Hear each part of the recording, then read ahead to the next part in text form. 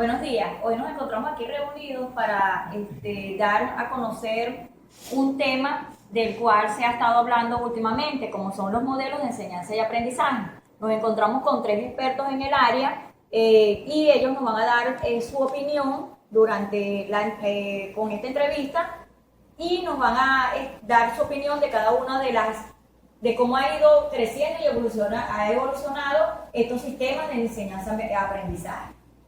Si bien es sabido, la función del docente, como tal, ha evolucionado y ha cambiado en el transcurrir del tiempo, de los años. Y él nos ha demostrado de que no solamente en un aula de clase se pueden impartir los conocimientos, sino que las nuevas herramientas y las nuevas tecnologías nos han demostrado que a pesar de que se ha transcurrido el tiempo, el estudiante puede tener muchas herramientas para adquirir sus conocimientos.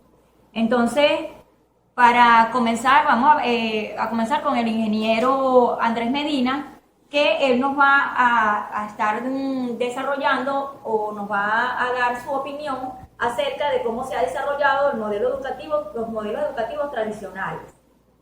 Bien, sí, buenos días. Yo creo que antes de iniciar a hablar de lo que son los modelos, debemos recordar que la enseñanza es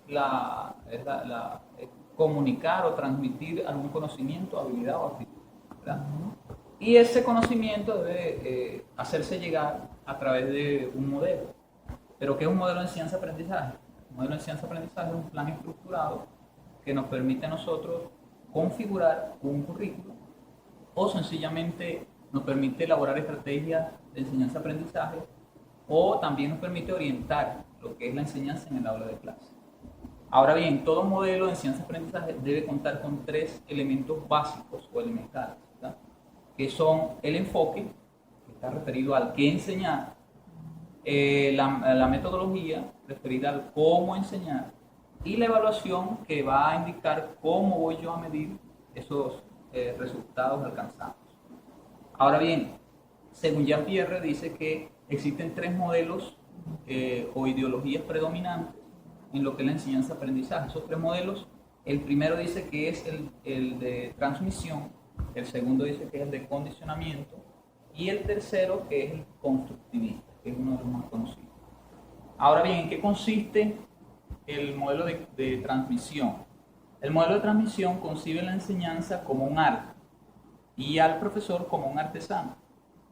Concibe al estudiante como una página en blanco en el cual hay que asentar un contenido, como un mármol al cual hay que darle un modelo, una configuración, o también ve al estudiante como un vaso vacío, como una alcancía vacía del cual hay que llenar. Concibe a la ciencia como un cúmulo de saberes bien dotados, objetivos y que son verdaderos, que son fiables. El segundo modelo hace referencia al de condicionamiento, también llamado conductista, se conoce más como conductista. Ese modelo está enfocado en los estudios de Skinner y Pavlov. Ellos dicen que esa enseñanza debe basarse también en lo que es la conducta del individuo. Ahora bien, este modelo está enfocado en lo que es el desempeño superior, donde se seleccionan siempre los más aptos, es selectivo pues para los más aptos. Allí se miden lo que son los valores o desvalores de la persona y esa medición que se hace conlleva a la persona a que logre sus objetivos personales e individuales, aun cuando haya objetivos grupales o colectivos que lograr. Él se ve más incitado siempre en lograr sus objetivos personales o individuales. En este modelo juega un papel muy fundamental lo que es la competencia, porque la competencia va a determinar qué es lo que la persona puede hacer y no lo que hace. Es decir, no se basa principalmente en lo que la persona hace, sino en lo que puede hacer, lo que va un poco más allá. Y el tercer modelo, que es el modelo constructivista, también llamado un modelo radical, este modelo se basa en lo que es la construcción del conocimiento. la enseñanza en este modelo es una actividad crítica donde el profesor, como un profesional autónomo, investiga y critica o reflexiona sobre su práctica diaria en el aula de clase. Ahora bien, esa construcción gradual del conocimiento que dije anteriormente se logra porque ya en este modelo no es simplemente una transmisión del conocimiento, sino que ahora es una organización de métodos que se facilitan al estudiante para que el estudiante con esos métodos pueda construir su propio saber. Entonces es uno de los métodos más aceptados dentro de lo que son los tradicionales. Este modelo está basado en los estudios de Piaget, Vygotsky y Ausubel. Ellos dicen que no aprendemos solamente con registrar en nuestro cerebro, sino que también nosotros debemos construir nuestra propia estructura cognitiva para que ese aprendizaje sea efectivo. Nos dice el ingeniero Andrés sobre las teorías o los modelos que presenta Jean-Pierre.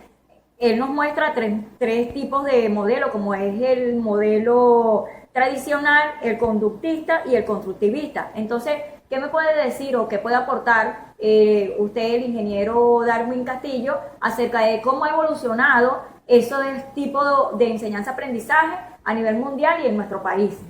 Okay. Buenos días. Primeramente, nosotros debemos de tener en cuenta que no existe un modelo bien específico para afianzar lo que es el proceso de enseñanza-aprendizaje.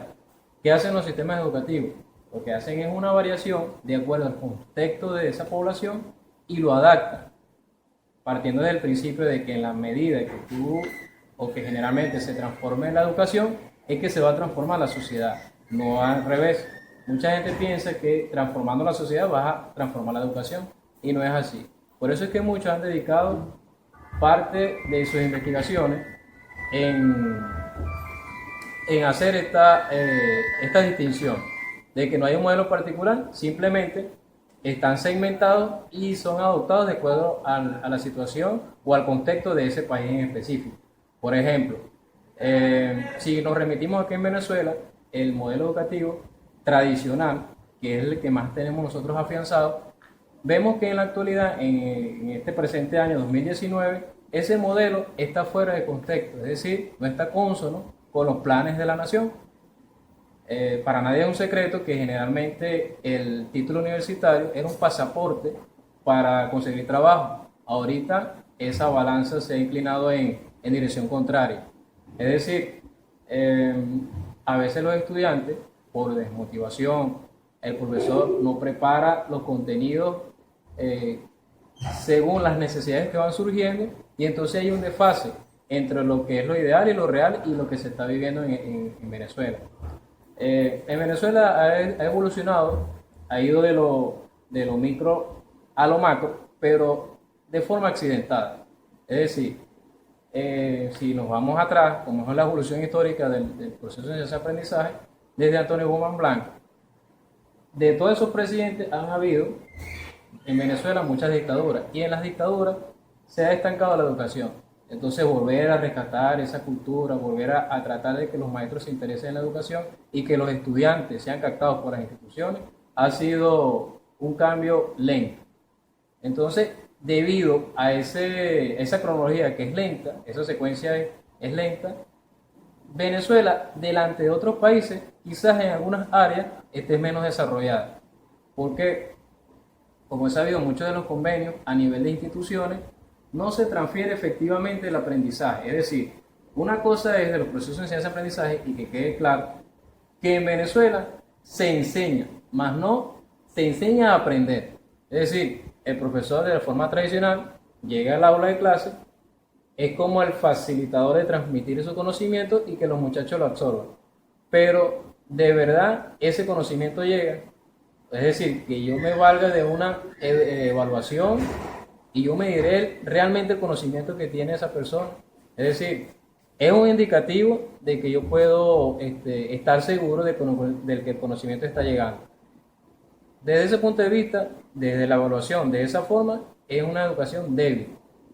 ¿Qué hacen los otros países? Si nos vamos a nivel mundial, y colocamos, si queremos hacerlo, buscamos en Google y colocamos la educación a nivel mundial y te va a aparecer un top ranking. En el top ranking del número 1 está Corea del Sur.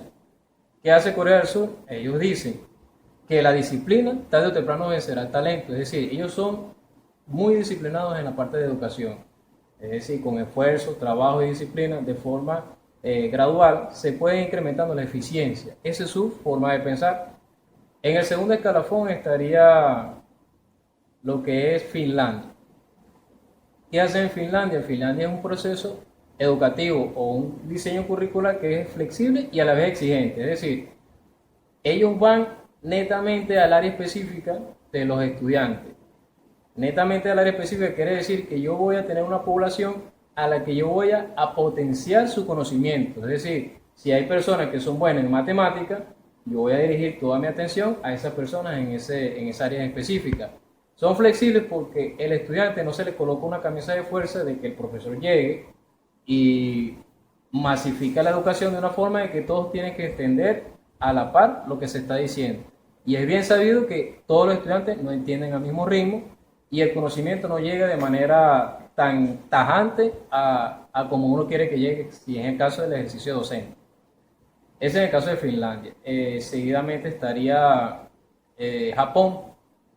¿Qué pasa en Japón? En Japón es muy parecido, porque estamos en el continente asiático, con Corea del Sur, es muy parecido, porque los 365 días del año, ellos 245 días están en las aulas de clase.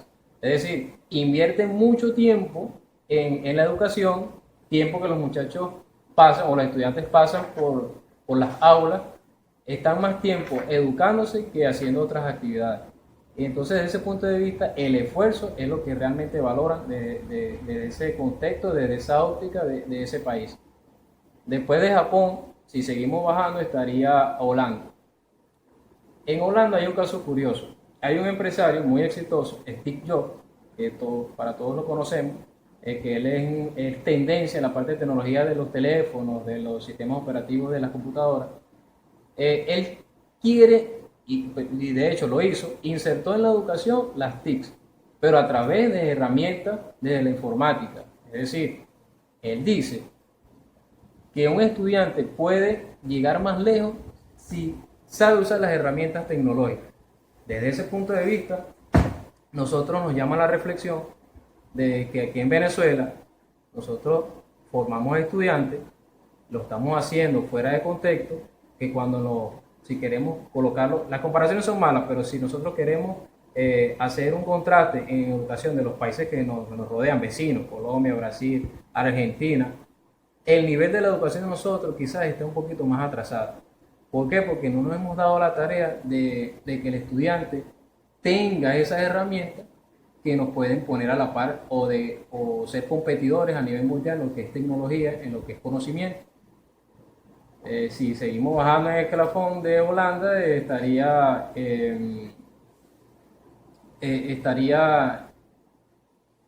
otro país que es muy tajante en lo que es la educación, es Singapur. En Singapur, ellos tratan en la medida posible que el profesor sea un protagonista. Es decir, ellos invierten mucho en que el profesor se forme.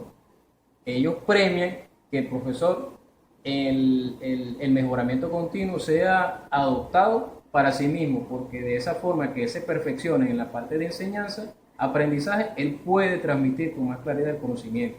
Es decir, ellos apuestan a la formación del docente para poder enseñar. Después de Singapur seguiríamos bajando, estaría Rusia. ¿Qué hacen en Rusia? En Rusia tiene un caso muy particular. En Rusia lo que hacen es que los niños, a muy temprana edad,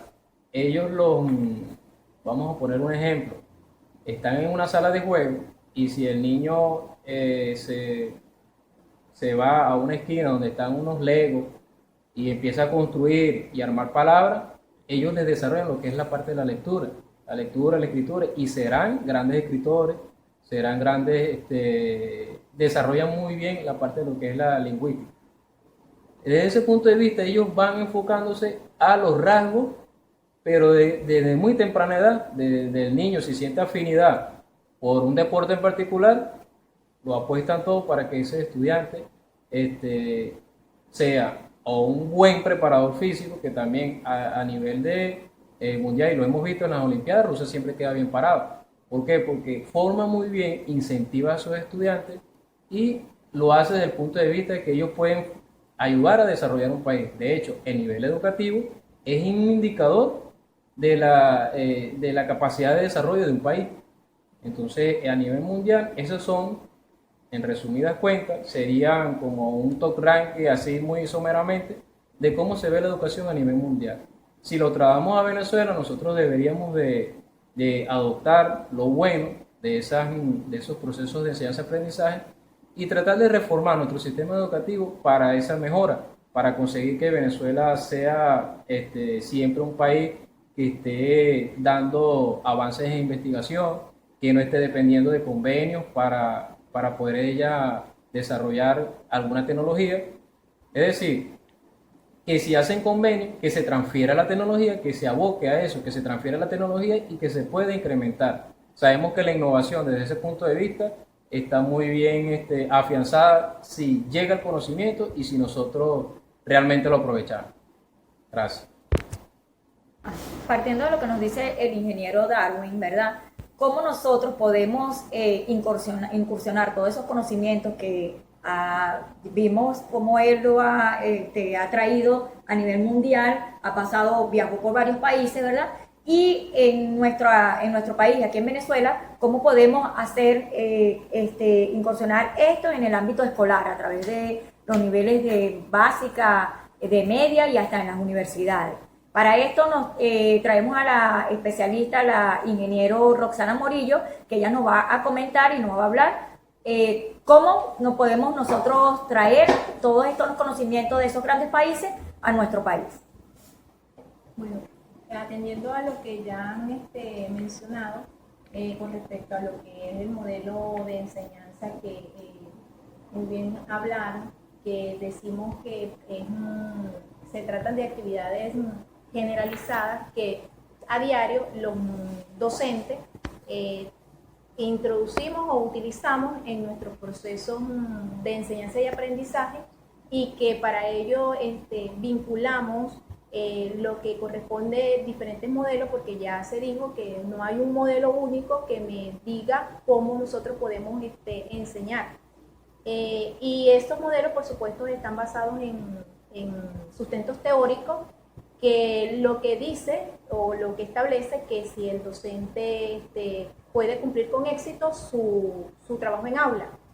El sistema educativo que anteriormente el profesor mencionó, voy a citar acá a Salinas en 1997, él le señala que el sistema educativo es básicamente la institución social por excelencia, y que ella en los procesos de cambio que se generan a nivel social, estos